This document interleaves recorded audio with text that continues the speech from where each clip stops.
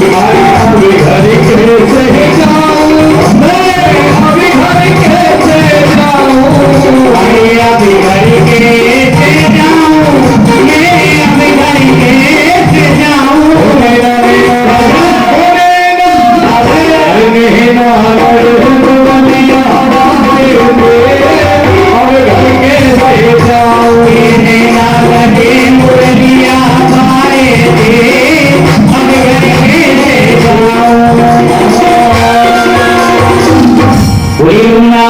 हरिलाल की। बोले प्रभु नेत्र बंद करके सोच रहे हैं कि जिस काम को मैया यशोदा करती है दूध पिलाने का, आज उसी काम को करने के लिए पूतना आई है। यदि मैं मैया यशोदा को मुक्ति प्रदान करता हूं तो फिर पूतना को क्या दूंगा। एक संत बोले हमारे हृदय का भाव कुछ और है। बोले क्या? बोले प्रभु ने नेत्रबंद इसलिए नहीं किए, प्रभु ने तो नेत्रबंद इसलिए किए हैं कि नेत्र बंद करके वो ध्यान लगा रहे हैं। बोले किसका? बोले भोलेनाथ का। भगवान नेत्र बंद करके भोलेनाथ का ध्यान लगा रहे हैं। बोले बाबा मैं तो जब ब्रजमंडल में आयो माखन मिश्री खावे है, लेकिन जब ब्रज में तो लोगों आती जहर मिल रहे है, और देखो बाबा जहर पीना तो मैं जानू ही नहीं हूँ, आप आओ और आकर के जहर का भोग लगाओ। मैया यशोदा ने पढ़ने के पास पूतना को आसन दे दिया है। मैया जल लेकर के आई। बहन लो जल पियो। पूतना बोली अरे बहन मेरो तो व्रत चल रहा है, मैं तो ऐसो जल पीऊ ना हूं, घर में रखो गए। बोले तो कैसे पियोगी? बोले शुद्ध ताजा जल लेकर के आओ तो ही मैं पी सकती हूँ। बोले बहन अभी तो मैं लाई नहीं हूँ, सांझ को रखो। बोले बिल्कुल नहीं पीऊं, शुद्ध ताजा लेके आओ। अब यशोदा मैया सोच भी लगी बहन आई है, पहली बार आई है, स्वागत में कोई कमी नहीं होनी चाहिए। यशोदा बोली ठीक है बहन मैं जल लेने जा रही हूँ, फिर मेरो लाला सो रहे हो है, तुम ऐसो करियो धीरे धीरे झूठा लगाती रही हो, कहीं मेरो लाला जग न जाए। पूतना बोली अरे बहन यशोदा तू काहे चिंता कर रही है, इतना धीरे झूठा लगाऊंगी कि तेरो लाला का भाव ना जगेगा। अच्छा मैया समझ नहीं पाई। पूतना ने तो कह दिया जो कहना था, लेकिन मैया नहीं समझ पाई। मैया ने धीरे से कहा हाँ बहन इतना ही धीरे झूठा लगाई हो मेरो लाला न जग जाए। इतनी कह के मैया यशोदा चल देती है जल लेने के लिए। और इधर सज्जनों मैया के जाते ही पूतना को लाला को पूतना ने अपनी गोदी में उठा लिया और गोदी में लेकर के आंगन में आई। जहर लगे हुए स्तन को लाला के मुख में दे दिया और पूतना ने अपना विशाल रूप धारण कर लिया। और विशाल रूप धारण करके पूतना लाला को लेकर के आकाश मंडल में उड़ गई। मेरे प्रभु ने पहले धीरे धीरे दूध पिया, फिर धीरे धीरे जहर पिया। अब प्रभु धीरे धीरे पूतना के प्राणन को भी पान करने लगे। पूतना का कंठ रुकने लगा, श्वास रोकने लगा। पूतना चिल्लाने लगी प्रभु मुझे छोड़ दो, प्रभु मुझे छोड़ दो, प्रभु मुझे छोड़ दो। प्रभु बोले कि मैया या तो हम किसी को पकड़ते नहीं हैं, और एक बार हम जिसको पकड़ लेते हैं ना फिर उसे हम कभी छोड़ते नहीं है। मेरे प्रभु ने पूतना के प्राणन को भी पार करियो। जा समय पूतना का प्राणन हुआ उस समय पूतना का इतना विशाल शरीर था, संत लोग कहते हैं कि भैया 6 कोष का पूतना का शरीर हो गया। कितने कोष का? 6 कोष का, 18 किलोमीटर का इतना विशाल शरीर। अच्छा पहले तो पूतना लेकर के प्रभु को उड़ रही थी, लेकिन अब प्रभु पूतना को लेकर के उड़ रहे हैं। प्रभु ने विचार किया इतने विशाल शरीर का दाह संस्कार कैसे होगा। ब्रजवासी कैसे से उठा करके ले जाएंगे? मेरे प्राण प्रिय ब्रजवासियों को मुझे सहायता करनी चाहिए, शरण कर देना चाहिए मुझे, ताकि ब्रजवासियों को कहीं ले जाने की जरूरत ना पड़े, इसे केवल अग्नि लगानी पड़े। भगवान उस पूतना के विशाल शरीर को लेकर के जंगल में गए और जहां वृक्ष ही वृक्ष देखे उस विशाल शरीर को धड़ाम से पटक दिया। जितने भी वृक्ष नीचे आए सबको भैया चलना शुरू है। अब जैसे पूतना का उद्धार हुआ, अब लाला तो पूतना के वक्षस्थल पर बैठ के खेल रहे हो। मैया यशोदा जब जल लेकर के आई तो देखा वहां तो बहन भी नहीं है और बेटा भी नहीं है। मैया को बड़ी चिंता हुई, सब सखी बुलाई, देखो सखी ढूंढो, मैया रो भी लगी, कहां गए लाला, कहां गए? ढूंढते ढूंढते घनघोर जंगल में पहुंचे।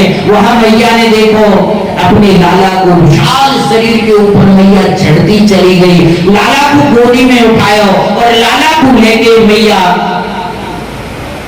पहुंची है गौशाला। गौशाला में जाके लाला की नजर उतार रही है मैया।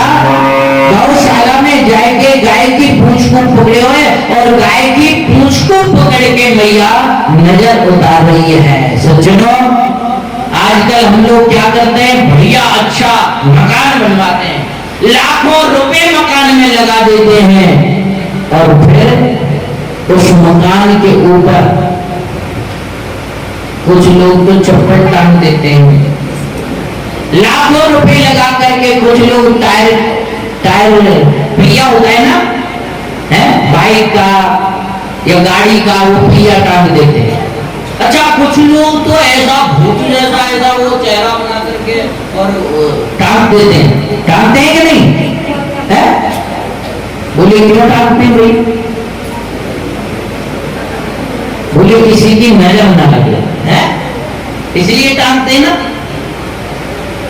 यदि गाय हमारे घर में होगी तो हमें ये भूत जैसा नाटक करना नहीं पड़ेगा। यदि गाय घर में होगी तो इसे टांगने की आवश्यकता नहीं पड़ेगी। आज मैया ने देखो नजर से बचने के लिए कि मेरे लाला को किसी की नजर लग गई है तो मैया गौशाला में जाती है, गाय की पूंछ को पकड़ती है और नजर उतार रही है और मंत्र बोल रही है, इंद्रियाणी ऋषिकेशा प्राणं नारायणो वदा श्वेत दीप उपदिश्यतम मनो योगेश्वरो वतु। अब लाला गोदी में बैठो बैठो हंस रहे। मैया ने क्या बोलते हैं, झाड़ा लगाया है, इंद्रियाणी ऋषिकेशा, ऋषिकेश भगवान आप मेरे लाला के इंद्रियों की रक्षा करो। प्राणं नारायण होता है, हे नारायण भगवान आप मेरे लाला के प्राणन की रक्षा करो। श्वेत दीप परिचितम, हे श्वेत दीपति आप मेरे लाला के चित्त की रक्षा करो। मनो योगेश्वर हो, हे योगेश्वर भगवान आप मेरे लाला के मन की रक्षा करो। और हद तो तब कर रही मैया ने जब आगे मंत्र बोलो है, क्रीडंतम पादु गोविंदा शयनम पादु माधवा, हे गोविंद भगवान मेरे खेलते हुए लाला की रक्षा आप करो। हे माधव भगवान आप मेरे सोते हुए लाला की रक्षा करो। लाला गोदी में बैठो बैठो हंस रहो तो मैया कैसी बाबरी है गई है, मेरे नाम से मेरी नजर उतार रही है, मेरे नाम से मेरे ही झाड़ू लगा रही है। राजा परीक्षित बोला तुमने, और नाम तो और भी बहुत है, राम कह देती है और कुछ कह देती, लेकिन गोविंद माधव केशव ये कह रही है। प्रभु के नाम से प्रभु की नजर उतारी जा रही है। श्री सुखदेव जी महाराज बोले कि हाँ राजन, मानस में बाबा बड़ी प्यारी रचना करते हैं। कहा कहने लगी और नाम बढ़ाई, कहा लगी नाम बढ़ाई, राम न सताई, राम न सताई, नाम गुण गाई, राम न सताई, नाम गुण गाई, राम न सताई। कहने लगे कि राम नाम की महिमा स्वयं प्रभु भी नहीं समझ पाते हैं। गोविंद केशव कहकर के मैया झाड़ू लगा रही है, प्रभु हंस रहे हैं, क्या सोच करके बोले मैया बावरी है रही है, मेरी नाम से मेरी नजर उतार रही है, लेकिन प्रभु के नाम की महिमा प्रभु स्वयं नहीं समझ पाते हैं। बोले नाम में इतनी शक्ति, बोले हाँ।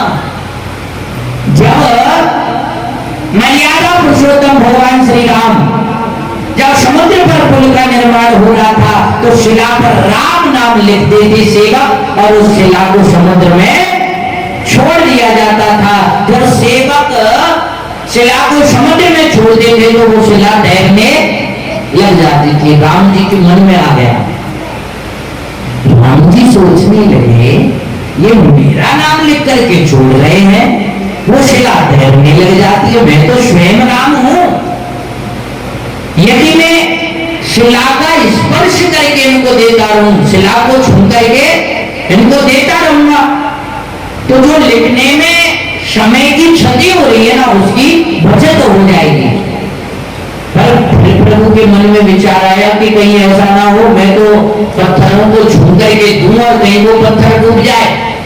पहले देख तो लेना चाहिए कि मेरे हाथ से पत्थर डूबता है या तैरता है। राम जी दूर चले गए, एकांत में, चारों तरफ देखोगे लगे कि कोई वो देख लो ना देख लो है। राम जी भी देखो बिल्कुल एकांत में गए, जाके चारों तरफ देखा मुझे कोई नहीं देख रहा है, धीरे से एक पत्थर उठा लिया, एक शिला को उठा लिया और शिला को उठा के छुपा लिया, और छुपा करके धीरे धीरे समुद्र के समीप गए और जाकर के फिर देखने के कोई देख ना ले, और चारों तरफ देख करके उस शिला को समुद्र में छोड़ दिया। जैसे ही शिला को छोड़ा वो शिला सीधे रसातल को चली गई। हनुमान जी ने छलांग लगाई और आकर के राम जी के चरणों में लेट गए और हाथ जोड़ के बोले प्रभु जैसे आपने शिला को छोड़ा है ऐसे आप किसी और को मत छोड़ना। प्रभु बोले हनुमान जी आपने देख लिया। हनुमान जी बोले प्रभु जब आपसे कोई भक्त नहीं छूट सकता है तो भक्त से भगवान कैसे छूट सकता है। भक्ति ही तो है जो भगवान का साक्षात्कार कराता है, भक्ति ही तो है जो भगवान को इस धराधाम पर लाने पर मजबूर कर देता है और भगवान को फिर आना पड़ता है। राम जी बोले हनुमान जी हाथ जोड़ के बोले प्रभु जिसको आपने छोड़ दिया, जिसका त्याग आपने कर दिया, भला उसे कौन सहारा दे सकता है। हे प्रभु जिस पर आप कृपा कर देते हैं वो तो मुक्तम करोति वाचालम पेंड्यूल लेंगे देगरम यह कृपा तम हम दे परमानंद माधवम। हे प्रभु आपकी कृपा जिसके ऊपर होती है वो गूंगा बोलने लग जाता है, वो लंगड़ा पहाड़ों पर चढ़ जाता है। हे प्रभु सच कहूं ना तो मानस में बाबा कहते हैं जा कृपा राम की हो कृपा राम की हो कृपा करे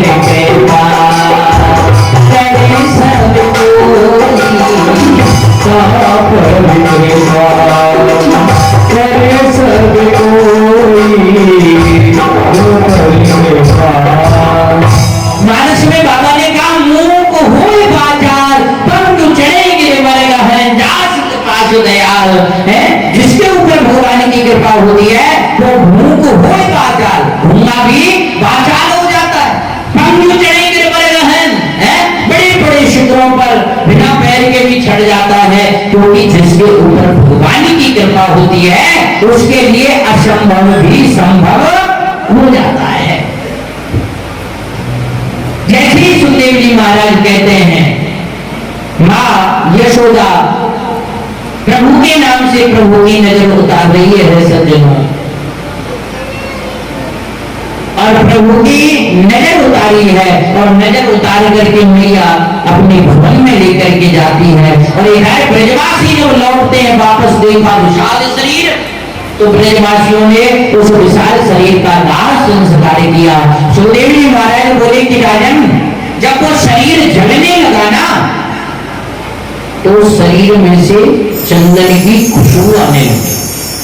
राजा परीक्षित बोला, गुरुदेव आप ऐसी बातें कर रहे हो, एक राक्षसनी के शरीर में से सुगंध आ रही है। अरे गुरुदेव, उसमें से तो दुर्गंध आनी चाहिए, जो हमारे प्रभु को मारने के लिए आई है, उसके शरीर में से खुशबू। प्रभु बोले कि राजन, ये कोई साधारण नहीं है, पूर्व जन्म में ये पूतना महाराज राजा बलि की पुत्री थी। बोले राजा बलि?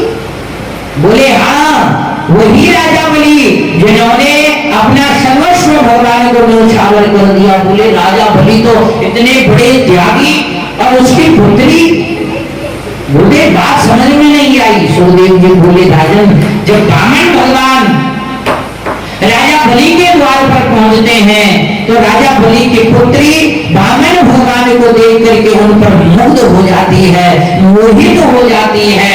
कहने लगी, विचार करती है कि यदि ऐसा पुत्र मेरा होता तो खूब से अपने स्तन से दूध पिलाती, लाड़ लगाती, प्यार करती, दुलार करती। ब्राह्मण भगवान मनी मनी कहते हैं कि देवी, तुम्हारी इस इच्छा को हम जरूर पूर्ण करेंगे। लेकिन जब ब्राह्मण भगवान ने राजा बलि के साथ में छल कर दिया, तब उस पुत्री को क्रोध आ गया। बोले इसे दूध नहीं, ये तो छलिया है, उसको दूध नहीं, इसे तो जहर पिलाऊंगे। भगवान बोले तुम्हारे इस भाव को भी हम सत्य कर देंगे।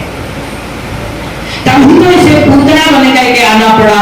भगवान ने दूध भी पिया और जहर भी पिया, और पूतना का भी प्राणांत कर दिया। पूतना का प्रभु ने उद्धार कर दिया है। पूतना का संस्कार हुआ। इधर सज्जनों, मेरे प्रभु वो है मैया यशोदा के यहाँ बड़े आनंद से रह रहे, छोटे से हैं। इधर मध्य में राक्षस भी आ रहे हैं। इधर भोलेनाथ को पता चल गया कि प्रभु ब्रजमंडल में आ चुके हैं, तो भोलेनाथ सज भी लगी, समझ भी लगी भैया, है पूरे शरीर पे भस्म नमाई है।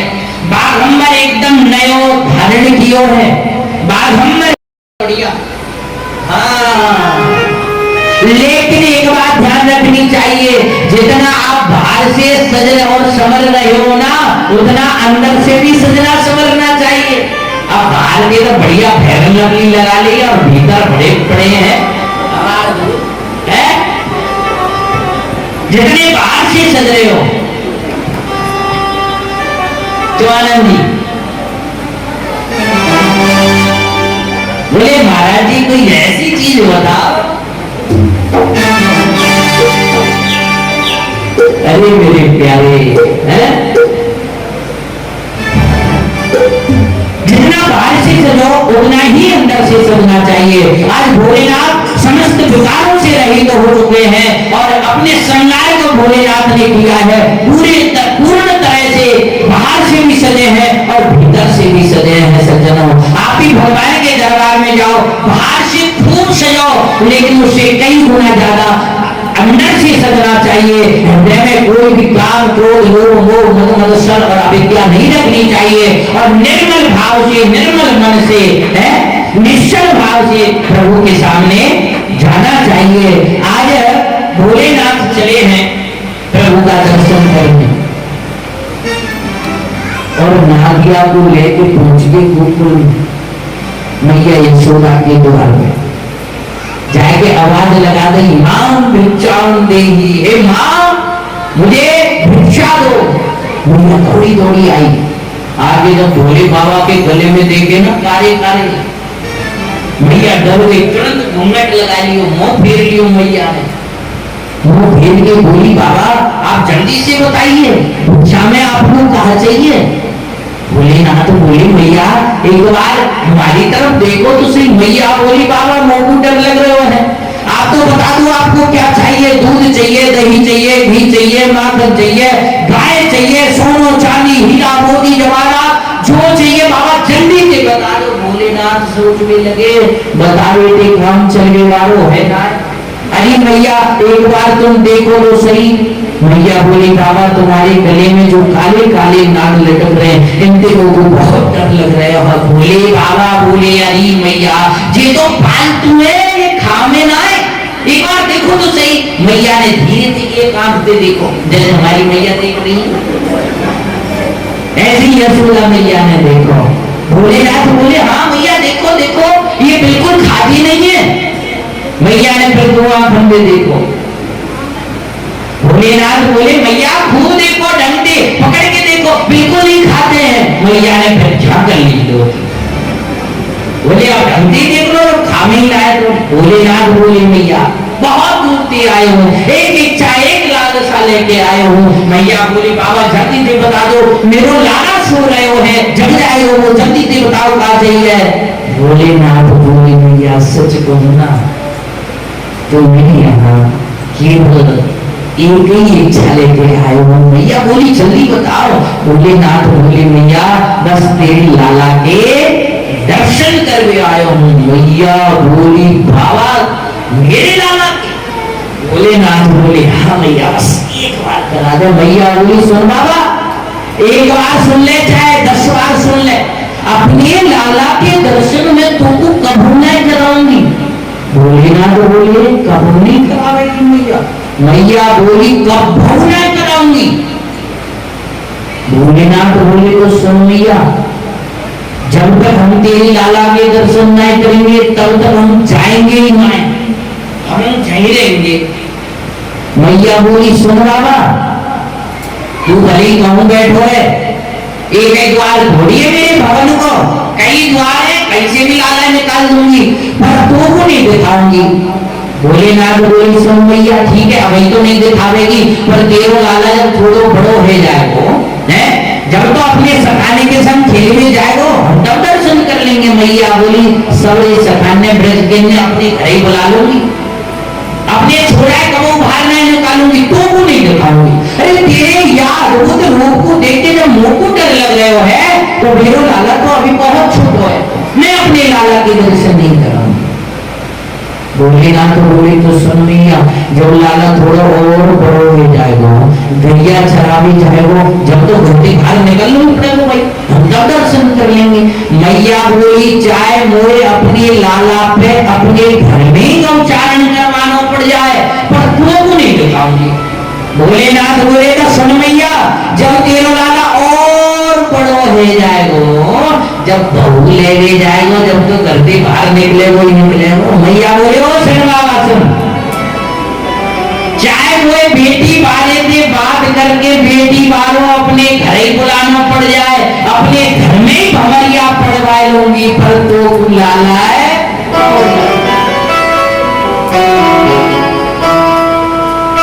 भोलेनाथ बोले मैया गवाऊना दिखावेगी।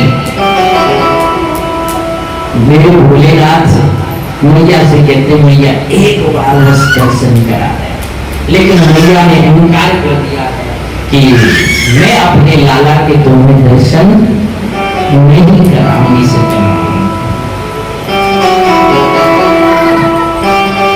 बार बार भोलेनाथ विनय करते हैं और बार बार हाथ जोड़ करके प्रार्थना करते हैं कि मैया एक बार लाला के दर्शन करा दे, लेकिन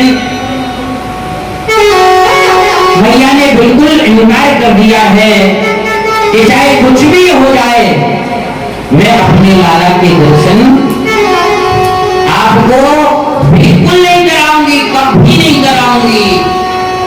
जैसे इनकार किया सज्जनों मैया कहने लगी कि बाबा जो भी पीछा छोड़े आज मेरे द्वारे का, जो भी पीछा छोड़े आज मेरे द्वारे का, दर्शन होए न होए आज मेरे द्वारे का।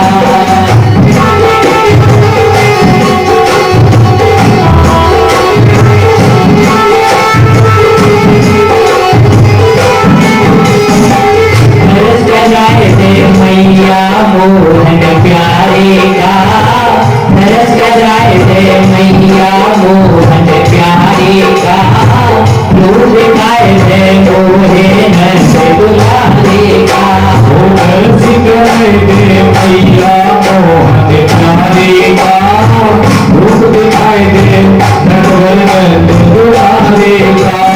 भोलेनाथ बताने लगे कि मैया सच कहूँ ना, मैं काशी से आया और सबिना दिया लाया। मैं काशी से आया और संग ना दिया लाया। हाँ, मैं काशी से आया और सबिना दिया लाया। मैं काशी से आया और संग ना दिया लाया। ज्ञान दरबारी का रूप दिखाए दे मोहे नंद दुलारे का, रूप दिखाए दे अरे जो भी पीछा छोड़, रूप दिखाए दे मोहे नंद दुलारे का।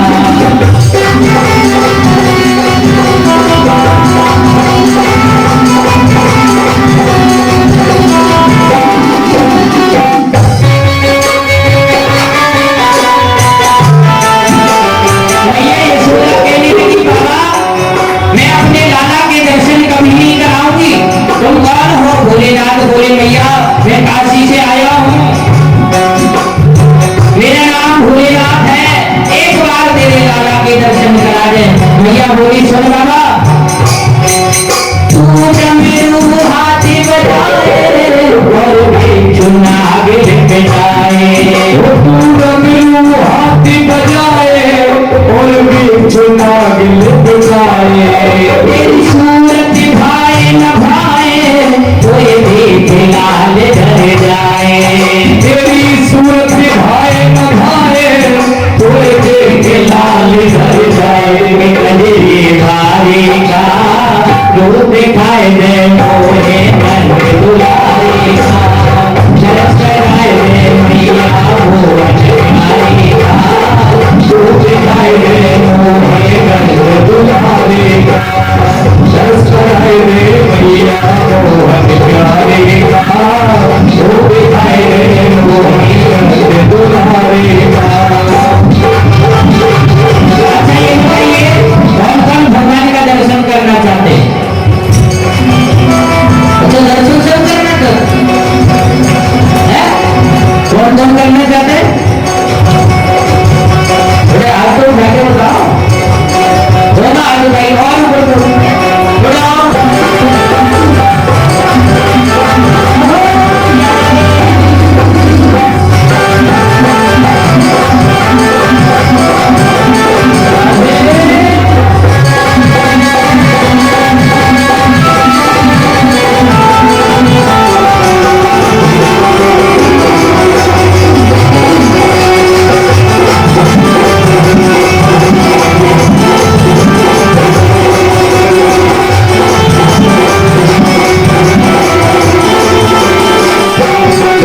भोलेनाथ बोले, मैया सच कहूँ ना, तो मैं तेरे पास एक ही इच्छा लेकर के आया हूँ। कहने लगी, माँ मैं आया तेरे पास से पूर्ण कर दे आशा। मैं आया तेरे पास तेरी पूर्ण कर दे आशा। मैं आया तेरे पास से पूर्ण कर दे आशा। मैं आया तेरे पास तेरी पूर्ण कर दे आशा। हरि दर्श को कराए दे, मैं हूँ दर्शन का प्यासा। कोई दर्शन कोई करा दे, मैं हूँ दर्शन का प्यासा। वेश बिहारी का रूप दिखाए दे मोहे नंद दुलारे का, दर्शन कराए दे मैया मोहन प्यारी का, रूप दिखाए दे मोहे नंद दुलारे का, दर्शन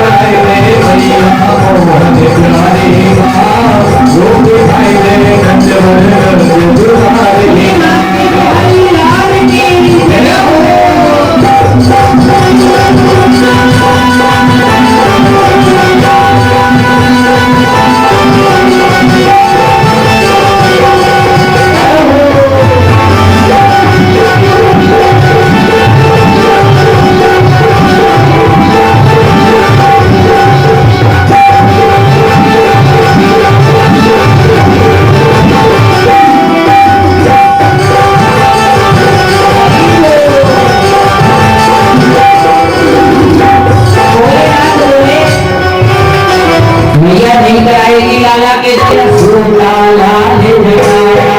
तूने ऐसा शंख बजाया मेरा सोता लाल जगाया। तूने ऐसा शंख बजाया मेरा सोता लाल जगाया।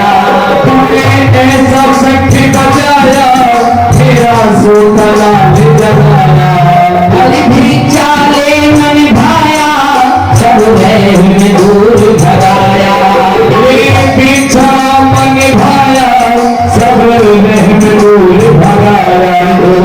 प्यारे का कर कराए दे मैया मोहन प्यारे का कर कराए दे मैया मोहन प्यारे का रूप खाए दे मोहे रंग दुलारे का कर कराए दे मैया मोहन प्यारे का रूप खाए दे मोहे रंग दुलारे का कर कराए दे मैया मोहन प्यारे का रूप खाए दे मोहे रंग दुलारे का रस कराए दे मैया मोहन प्यारे का रूप खाए दे मोहे रंग दुलारे का।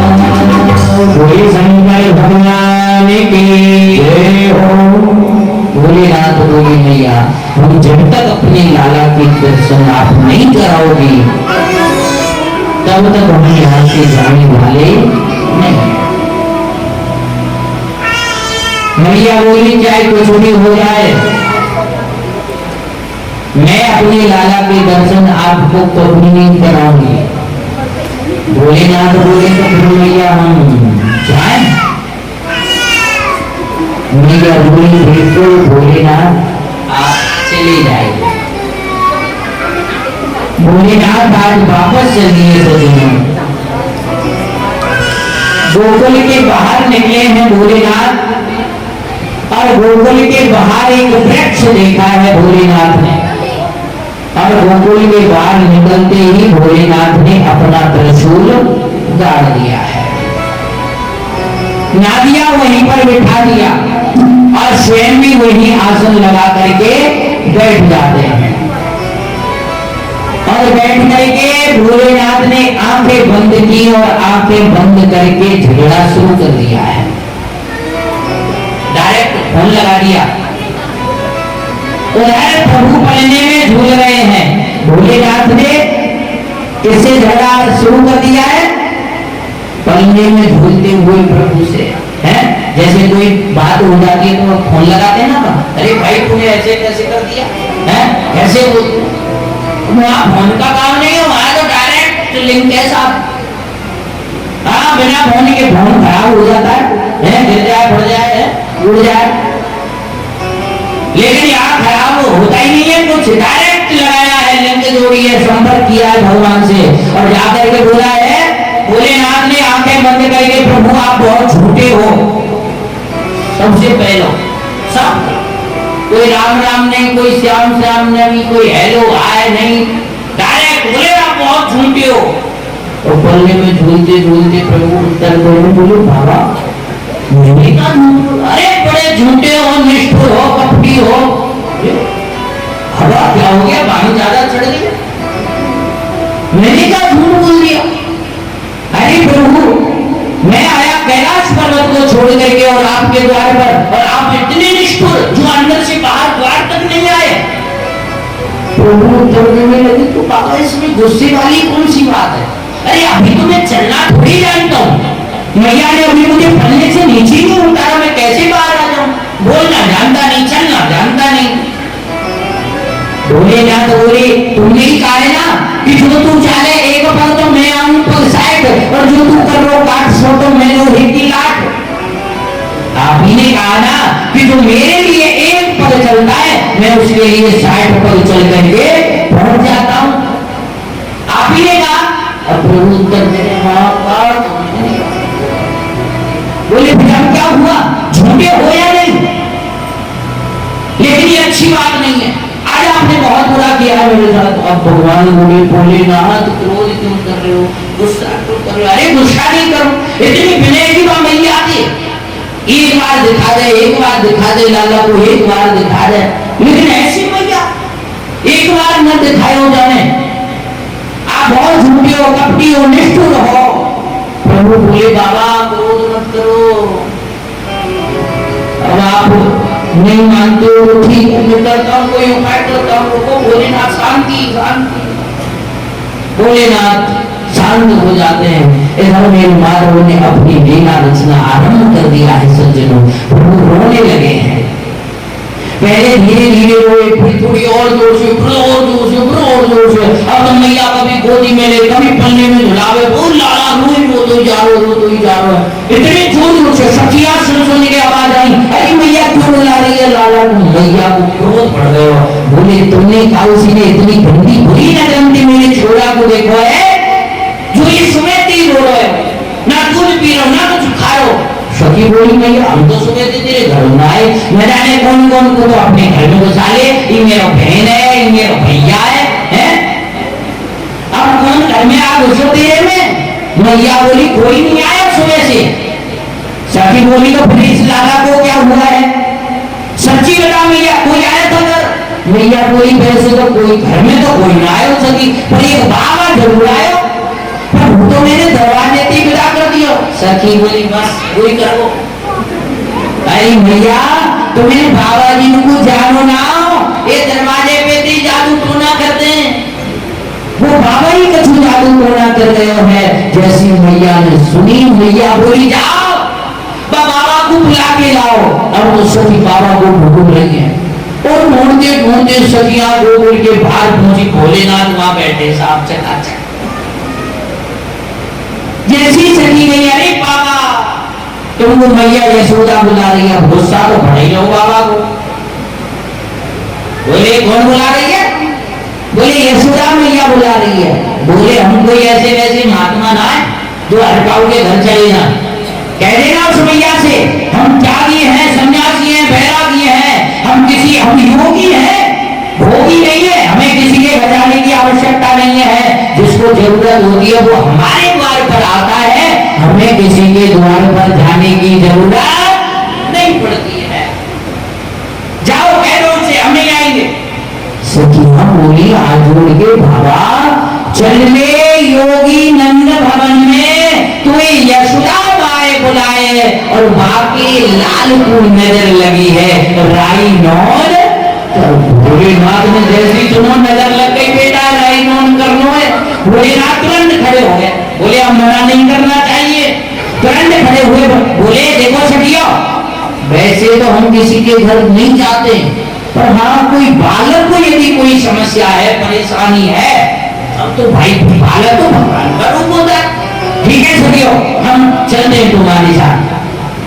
भोलेनाथ सोचते जा रहे हैं, भाई नौन करूंगा, नजर उतारूंगा तो दर्शन हो ही जाएंगे। भोलेनाथ जा रहे हैं सखियों के साथ में, और पहुंच गए मैया की यशोदा के द्वार पे। सखियों ने कहा मैया जल्दी ले आओ लाला है। अब मैया बड़ी होशियार, लाला है गोदी में लेके आई। अब लाला तो रो रहे हो, अब बच्चा जब रो जाए तो हाथ पैरों को जोर से पकड़ता है। अब लाला जोर से हाथ पैरों को फेंक रहे हैं। मैया ने कस के पकड़ लियो लाला को, और कस के पकड़ के अपना पल्लू लाला के ऊपर उड़ा लियो। अच्छा देखो, माँ का पल्लू ही ऐसा है सज्जनों, जो अपने बालक पर जब डाला जाता है तो बालक को खुशी मिलती है, और यदि दूसरी किसी माँ का पल्लू बालक टूट जाता है ना तो उसे दुख मिलता है। ऐसा है कि नहीं है? आजकल मैया के पास कहाँ है पल्लू?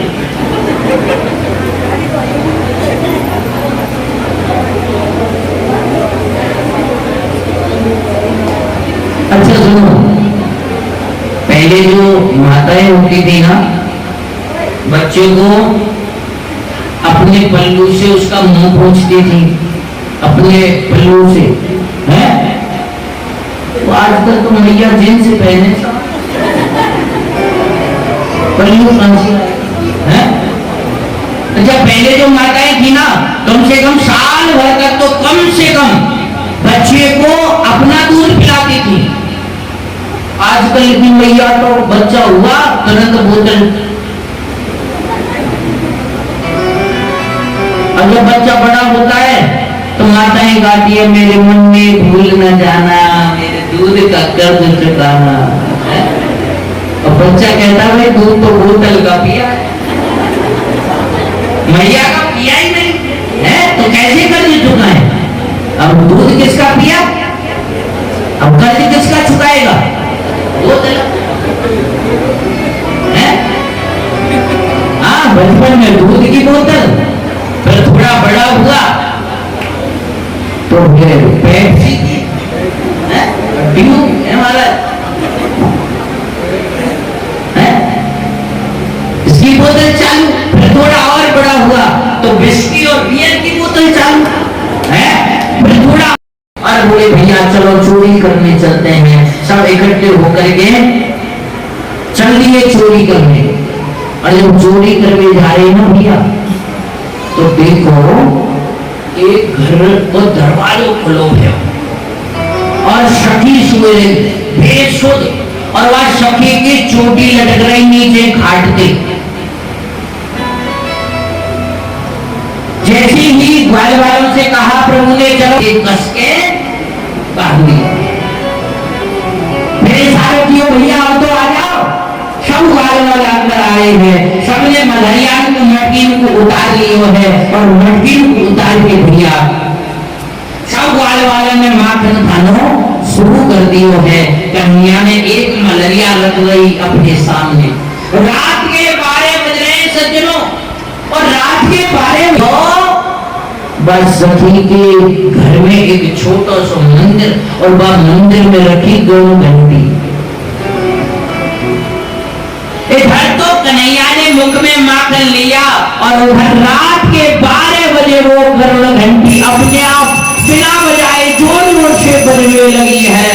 और जैसे वो गरुड़ घंटी बजी सखी की आंख खुल गई, एक सखा भगवे लगे। अब सखी जैसी उठने लगी, छोटी तो बन रही ना,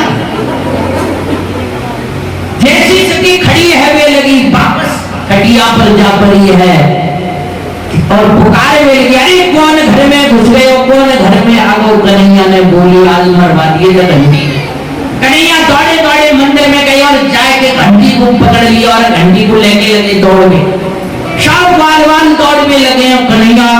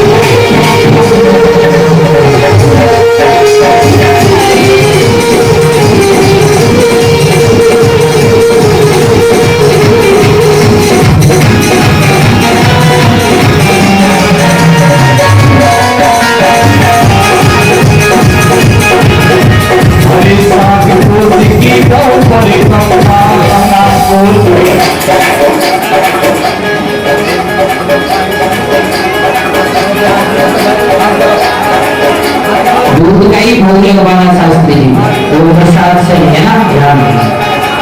बोलिए राज महाराज की।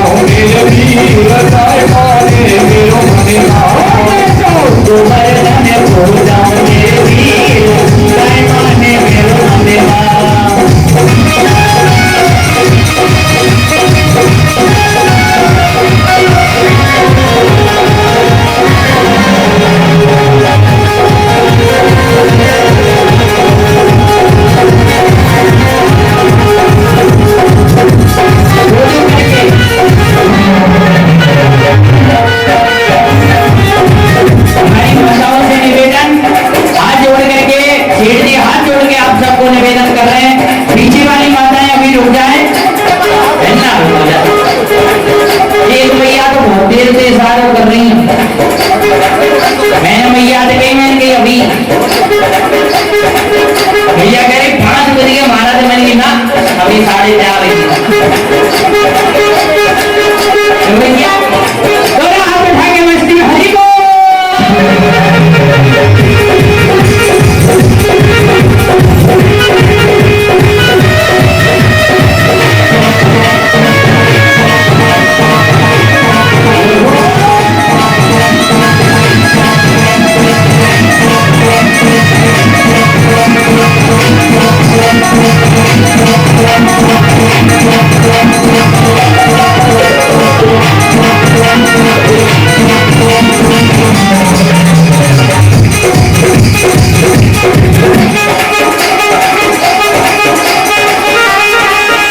श्री गोवर्धन महाराज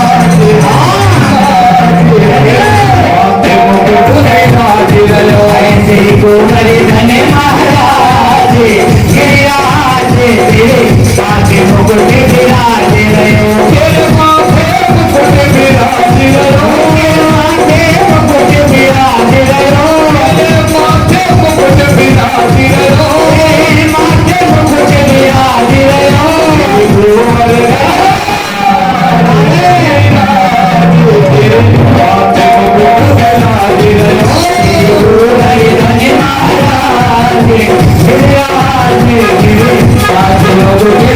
महाराज